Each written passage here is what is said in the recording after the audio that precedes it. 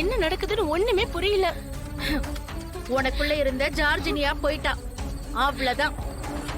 பொம்மைய தைரியமா எதுக்குறேன்னு சொன்னது மட்டும் இல்லாம அழிக்கிறேன்னு சொன்னவ அவ ஒருத்திதான். இப்ப அவளும் போயிட்டா. ஐயோ, என்ன பண்றது ஏது பண்றதுன்னு தெரியாம பயமா இருக்கு. இதுக்குதான் நான் ஏற்கனவே சொன்னேன், ரொம்ப விபரீதமான விஷயங்கள்ல இறங்காதீங்கன்னு. கேட்டீங்களா? யோ மாமா, வேண்டாயா. இதுக்கு மேல ஏதாவது பேசினா நான் மனுஷனாவே இருக்க மாட்டேன்.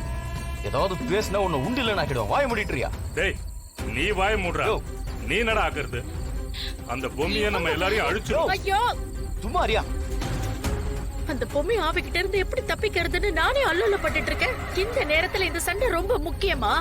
எப்ப வந்து என்ன கொல்ல போகுதோ? கொலகார பாவீங்களா?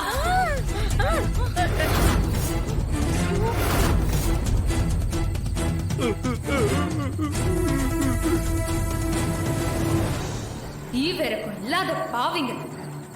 காசுனா என்ன வேணா பண்ணுவீங்களா? அப்படி இல்ல, ஒண்ணு இல்ல மத்தாயே, அப்படி இல்ல ஒண்ணும் இல்ல. இங்க பாருமா, நாங்க எல்லாரும் தெரிஞ்சுட்டோமா? ஆமா, நிஜமா ஒவ்வொரு நாளும் ஏண்டா இப்படி பண்ணோம் அப்படின்னு நினைச்சு நினைச்சு எவ்வளவு வருத்தப்படுறோம் தெரியுமா?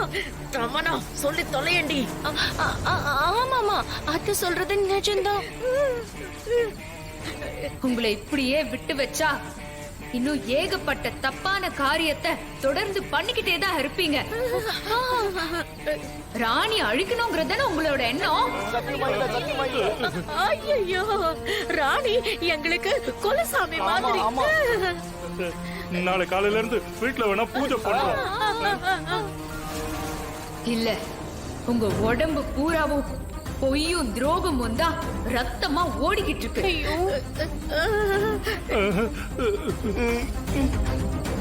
அந்த ரத்தத்தை உங்க உடம்புல ஓட விடக்கூடாது, தரையில தான் ஓட விடணும்.